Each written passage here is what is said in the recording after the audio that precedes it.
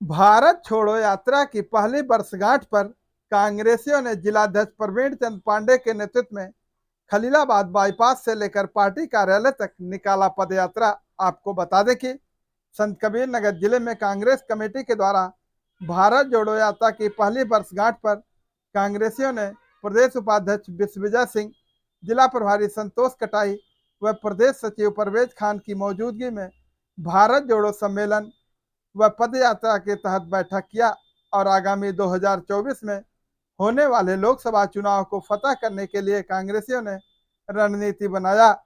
इस अवसर पर कांग्रेस पार्टी में विभिन्न दलों को छोड़कर दर्जनों से अधिक लोग कांग्रेस पार्टी में शामिल हुए, जिनका प्रदेश उपाध्यक्ष विश्वविजय सिंह व कांग्रेस जिलाध्यक्ष प्रवीण चंद्र पांडे ने माला पहनाकर और कांग्रेस की पट्टिका पहनाकर स्वागत किया।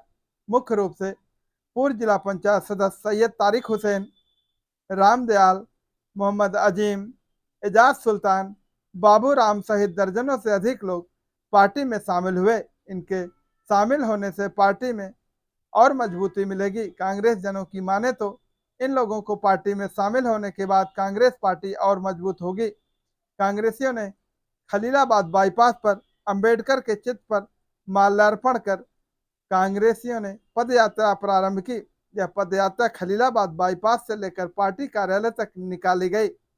वहीं कांग्रेस के प्रदेश उपाध्यक्ष विश्वविजय सिंह ने मीडिया से बातचीत करते हुए अपनी बात रखी और बताया कि भारतीय जनता पार्टी की सरकार जब से बनी है तब से लेकर अब तक केवल लूट खसोट और पूंजीपतियों को बढ़ावा दे रही है।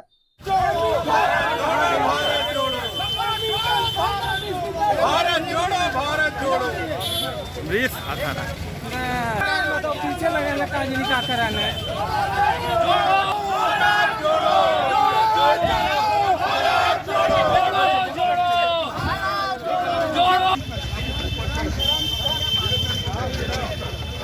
गली भाई पकड़ो रहा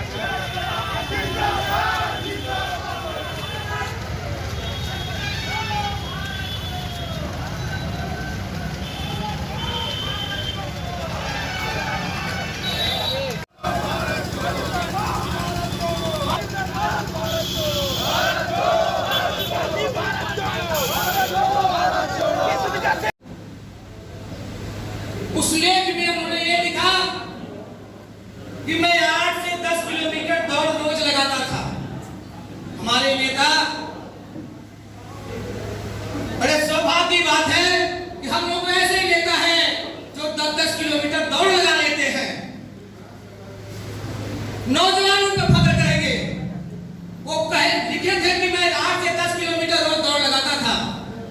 मुझे विश्वास था कि मैं 25 किलोमीटर डेली पैदल यात्रा कर सकता था, लेकिन कुछ दिन चलने के बाद पैर में आसानी दर्द होने लगा, घुटने में दर्द होने लगा।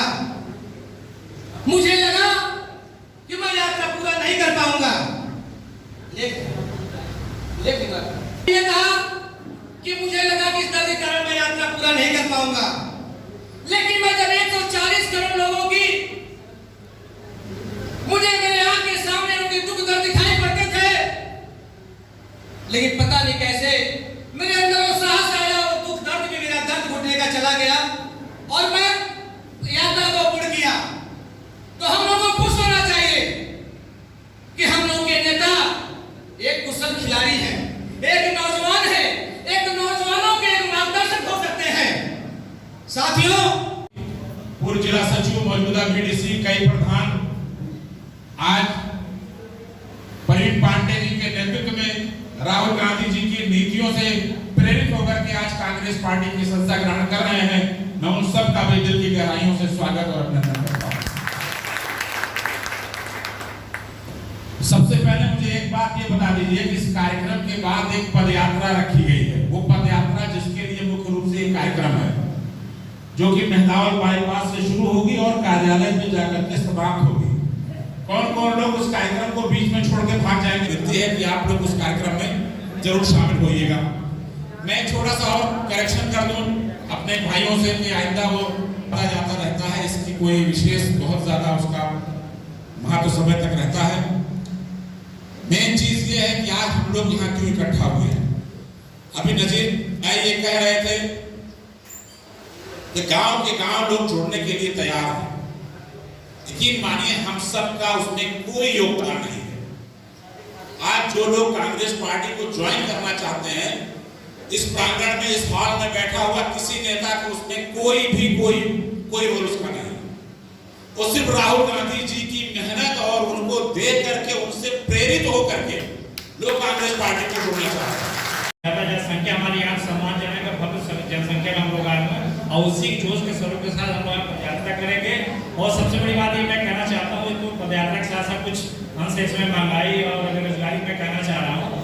बेरोजगारी की आप लोगों के कम से कम जो हमारे युवा वर्ग है, कम से कम 47 करोड़ युवा तक नौकरी के सपने छोड़ दिया, नौकरी के बारे में सोचने छोड़ दिया, क्योंकि वो जानता है कि हमारे पिताजी को मुश्किल से पैसे को जुटा के 15 लाख 20 लाख करके बेटे के लिए कराते हैं। वो जो बच्चा बेरोजगार पे घर आता है, क्या हो गया? तो ये लगता है कि सरकार एक खून चूसने वाली सरकार नहीं, एक इंजेक्शन लगा के हमारा खून चूस रही है। तो इसके साथ साथ ये कहना चाहता हूँ, हमारे देश के जो युवा साथी हैं, अपना संघर्ष का मान है, सिर्फ कांग्रेस पार्टी में और किसी दल में नहीं, आप देखते रहे साथ साथ वही शासन साहब और वो चाहता हूँ सारे हमारे जितने भी कार्यकर्ता लोग आगे सामने बैठ जाएं, जो बाहर भी खड़े हैं। हम लोगों के बड़े भाई जिले के प्रभारी जो आजमगढ़ से चल के आए हैं, पूर्व सांसद के परिवार से आते हैं, माननीय संतोष कटाई जी का मैं हार्दिक स्वागत करता हूं। मैं हार्दिक स्वागत करता हूं कांग्रेस के पूर्व अध्यक्ष, वर्तमान में प्रदेश के सचिव, जिन्होंने इस जिले में कांग्रेस को मजबूत करने के लिए हमेशा तत्पर रहते हैं, हमेशा तैयार रहते हैं। हम लोगों के बड़े भाई माननीय परवेश खान साहब का मैं हार्दिक स्वागत करना चाहता हूं। खलीलाबाद विधानसभा से पूर्व प्रत्याशी रहे नौजवान साथी, हम लोगों के छोटे भाई माननीय अमरेंद्र भूषण पांडे जी का मैं तहे दिल से शुक्रिया अदा करता हूं कि उन्होंने आने का कष्ट किया, हम लोगों को ताकत देने का काम किया। मैं उनका तहे दिल से स्वागत करता हूं और उनका धन्यवाद करता हूं।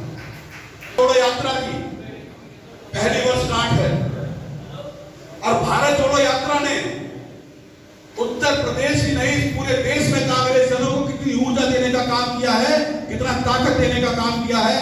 ये सिर्फ कांग्रेस का कार्यकर्ता ही नहीं, इस देश का हर एक नागरिक जानता है, हर एक माताएं बहनें जानती हैं, हर एक बुजुर्ग जानता है, हर एक नौजवान जानता है। और ये भारत जोड़ो यात्रा, ये कांग्रेस के लिए भारत जोड़ो यात्रा नहीं है, ये देश के लिए चली हुई भारत जोड़ो यात्रा है। ये आपको हमको समझना होगा और इस बात को हर गांव तक, हर चट्टी चौराहे तक पहुंचाने का की जिम्मेदारी कांग्रेस पार्टी ने हम लोगों को दी। मेरा अनुरोध है, मेरी गुजारिश है कि आप लोग जिस तरह से यहाँ सारे में जिस तरह से एक मिशन बना के हम लोगों ने न्याय पंचायतों की बैठकें की, जिस तरह से हम लोगों ने मिशन बना के ग्राम पंचायतों के लिए चले हैं, उसी तरह से मिशन बना के माननीय राहुल गांधी जी के सपनों को, माननीय प्रियंका गांधी जी के सपनों को, माननीय अजय राय जी के सपनों को और माननीय हमारे प्रदेश के उपाध्यक्ष विश्वजीत जी के सपनों को, हमारे बड़े भाई संतोष कटाई जी के सपनों को राज चलने की जरूरत पड़ेगी। तो मैं आपको माननीय उपाध्यक्ष की विश्वास दिलाता हूं, यहाँ जनपद का मौजूद हर एक कार्यकर्ता 24 घंटे चलने के लिए तैयार है और मैं आपको विश्वास दिलाता हूं कांग्रेस का यहाँ मौजूद हर एक कार्यकर्ता वो योद्धा है। अगर पार्टी के लिए, पिछड़े शोषित दलितों के लिए अगर खून देने की आवश्यकता पड़ी तो जनपद संत कबीर नगर का हर एक कार्यकर्ता खून देने का काम करेगा। ये मैं आपको आप लोग आए, आप लोगों का मंत्री ने अपने जनपद में भी ऐसा काम नहीं कर पाए हैं जिसे दुनिया के अंदर बता पाए, और रोज झूठ बोलने का काम करेंगे, रोज फर्जी नारे देंगे और रोज लोगों को डराने की बात करेंगे। मैं कहना चाहता हूं कि योगी आदित्यनाथ जी, आपको इस बात को समझना चाहिए कि ये कांग्रेस पार्टी का सिपाही है, ये माफी वीरों की सेना नहीं, ये अंग्रेजों के सामने घुटने टेकने वालों की सेना नहीं, ये लड़ने वाले लोगों की फौज है। ये हमारे कांग्रेस के बहादुर सिपाही हैं जो आपके अहंकार के खिलाफ, आपके बुलडोजर के खिलाफ, आपकी जो दमनकारी और तानाशाही की नीति है उसके खिलाफ डट कर खड़ा होने का काम आदरणीय राहुल गांधी और प्रियंका गांधी जी के नेतृत्व में करेंगे। हमें पूरा भरोसा है कि संत कबीर नगर के अंदर भी आप सभी गांव में जा करके इस बात को बताएंगे, इस बात के लिए लोगों को तैयार करेंगे कि जो देश के ऊपर आज हमले हो रहे हैं, जो देश की जमीनों पर कब्जा हो रहा है, जो चाइना हमारे देश के अंदर घुसा हुआ है, उसके खिलाफ एक कायर सरकार नहीं लड़ सकती, उसके खिलाफ एक डरपोक सरकार नहीं लड़ सकती, उसके खिलाफ सिर्फ राहुल गांधी जी और कांग्रेस की विचारधारा लड़ सकती है। सांसद है, वहां से हमारे नेता जो उत्तर प्रदेश के मुख्यमंत्री रहे, कांग्रेस के कार्यकारी अध्यक्ष रहे, भारत सरकार में रेल मंत्री रहे, पंडित कमलापत तिवारी जी का नाम आपने सुना होगा।